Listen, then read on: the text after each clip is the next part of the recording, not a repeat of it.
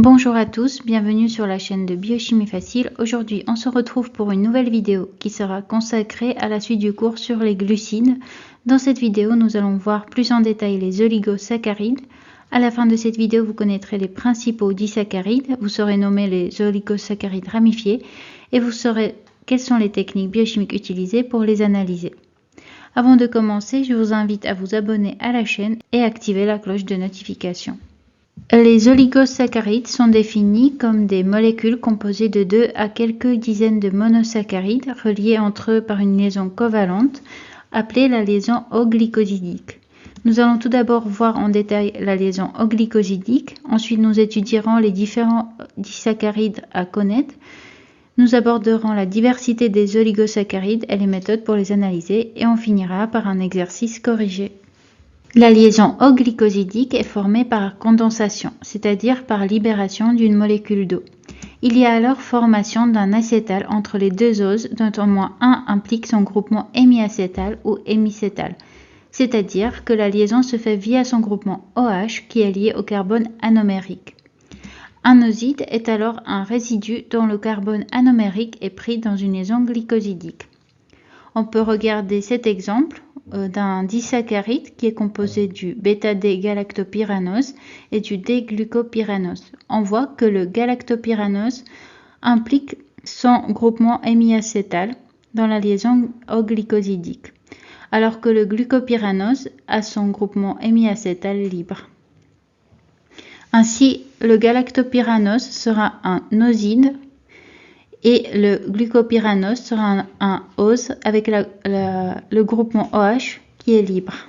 Dans cet exemple du lactose, un disaccharide composé d'une unité de galactose et une unité de glucose, on peut voir que le carbone anomérique C1 du bêta-D-galactopyranoside est lié par une liaison euglycosidique au carbone C4 d'un glucopyranose.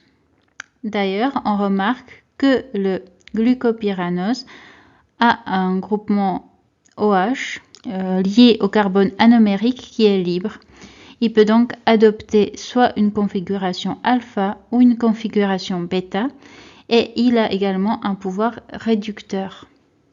Le nom complet de ce disaccharide est donc bêta-D-galactopyranosyle 1,4 pour indiquer la liaison osidique des glucopyranoses. Alors, qu'est-ce que ça veut dire si un sucre est réducteur ou non? On va utiliser un test à la liqueur de Fehling qui permet de déterminer si un sucre est réducteur par oxydation des ions cuivre 2. La liqueur de Fehling contient des ions cuivre 2 complexés par les ions tartrate en milieu basique. Les sucres réducteurs, comme le lactose, réduisent en milieu alcalin et à chaud les complexes de métaux. Ainsi, en présence de sucre réducteur, la liqueur de Fehling initialement bleue conduit à un dépôt de couleur rouge brique. Nous avons donc vu que le lactose est un disaccharide réducteur présent dans le lait des mammifères et peut être hydrolysé par une enzyme appelée la bêta-galactosidase ou lactase.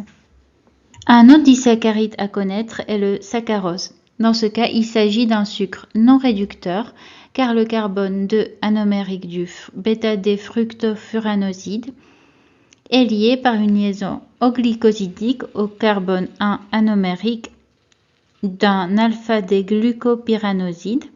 Il n'y a donc pas de carbone anomérique libre, c'est pourquoi ce sucre ne réduit pas la liqueur de Fehling et ne subit pas de mutarotation. Le nom complet est donc le bêta-D-fructofuranosyle 2,1 alpha-D-glucopyranoside.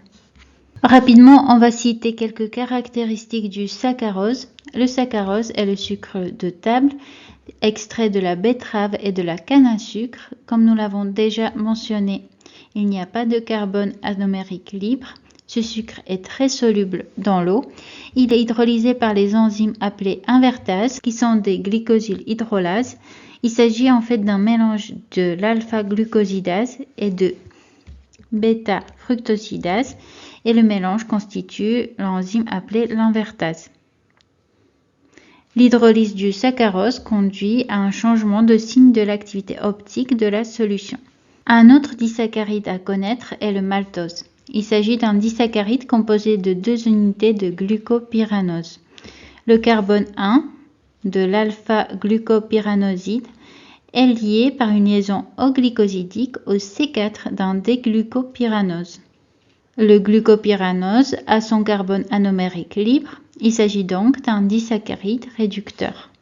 Le nom complet est alpha-D-glucopyranosine 1,4-D-glucopyranose. Le maltose est le produit de l'hydrolyse enzymatique du glycogène et de l'amidon par une enzyme appelée l'amylase. Comme nous l'avons déjà dit, c'est un sucre réducteur. Le maltose est hydrolysable par une enzyme appelée maltase.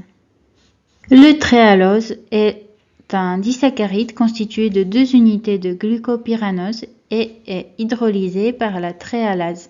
Ici, le carbone 1 de l'alpha-D-glucopyranoside est lié par une liaison O-glycosidique au carbone 1 d'un autre alpha-D-glucopyranoside. Il n'y a donc pas de carbone anomérique libre. Ce sucre n'est donc pas réducteur. Et le nom complet est alpha-D-glucopyranosyle 1,1-alpha-D-glucopyranose. Le dernier disaccharide à connaître est le cellobiose, composé de 2 unités de glucopyranose reliées par une liaison β1,4.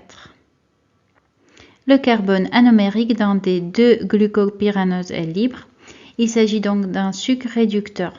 C'est le produit d'hydrolyse de la cellulose et le cellobiose est dégradé par la bêta-glucosidase. Le nom complet est le bêta-D-glucopyranosyle 1,4-D-glucopyranose. Les oligosaccharides constituent un groupe de molécules très diversifié. Cette diversité vient premièrement de la diversité des enchaînements. Il y a une grande variété des combinaisons des oses 2 à 2. À cela s'ajoutent les 2 configurations possibles des carbones anomériques, soit alpha, soit bêta, et pour chaque monosaccharide, 4 fonctions OH peuvent former une liaison O-glycosidique. Deuxièmement, cette diversité vient également de la diversité des formes. La structure tridimensionnelle d'un oligosaccharide dépend des rotations autour de la liaison O-glycosidique. On aura donc différentes orientations relatives des unités osidiques qui seront plus ou moins flexibles selon le nombre de liaisons glycosidiques dans l'oligosaccharide. Aujourd'hui, les techniques les plus utilisées pour l'analyse des oligosaccharides sont des techniques de pointe telles que la spectrométrie de masse ou la RMN. Il existe également des méthodes plus traditionnelles biochimiques pour déterminer la composition des oligosaccharides. La première de ces techniques est l'hydrolyse acide pour déterminer la composition d'un oligosaccharide. La liaison O-glycosidique est sensible à l'hydrolyse acide par l'acide chlorhydrique à 100 degrés pendant plusieurs heures. Cela conduit à la libération des oses qui sont par la suite analysées par des techniques chromatographiques telles que la chromatographie sur couche mince ou la chromatographie en phase gazeuse. Une autre technique est la perméthylation qui est utilisée pour déterminer l'enchaînement des monomères. Cette technique permet d'identifier les groupements hydroxyles impliqués dans les liaisons glycosidiques. Ces derniers sont protégés de la réaction de méthylation. L'étape suivante consiste donc en l'hydrolyse acide pour libérer les oses partiellement méthylées qui seront ensuite identifiées. Enfin, on peut utiliser des glycosidases spécifiques d'un anomère, alpha ou bêta, pour déterminer l'anomérie des liaisons. Pour terminer cette vidéo, je vous propose un exercice corrigé sur la nomenclature d'un oligosaccharide ramifié. L'énoncé est le suivant. Nommer l'oligosaccharide et déterminer s'il est réducteur. Vous pouvez mettre pause et essayer de résoudre l'exercice par vous-même avant de voir la correction. Alors, tout d'abord, on va numéroter les carbones de toutes les unités. Ensuite, on va nommer les unités de monosaccharides. On a donc un alpha-D-glucopyranose, alpha-D-glucopyranose, D-galactopyranose, alpha-D-manopyranose et bêta-D-glucopyranose. Ensuite, on va identifier les liaisons. Donc, on a une liaison alpha 1,4, alpha 1,6, alpha 1,4 et bêta 1,4. Puis, on va identifier la chaîne principale qui est la chaîne la plus longue. Donc, c'est celle-ci, celle qui contient 3 unités. Et maintenant, on a toutes les infos pour nommer cet oligosaccharide ramifié. Donc, j'ai noté la chaîne principale en noir. et la ramification en rouge. Donc cet oligosaccharide s'appelle bêta-D-glucopyranosyl 1,4, alpha-D-manopyranosyl 1,4, alpha-D-glucopyranosyl 1,4, alpha-D-glucopyranosyl 1,6, D-galactopyranose. On voit qu'il a un carbone anomérique libre, il est donc réducteur. On arrive à la fin de cette vidéo. Si elle vous a été utile, n'hésitez pas à aimer la vidéo et me laisser un commentaire. N'oubliez pas de vous abonner à la chaîne si ce n'est pas encore fait. Merci beaucoup et je vous dis à très vite pour une prochaine vidéo.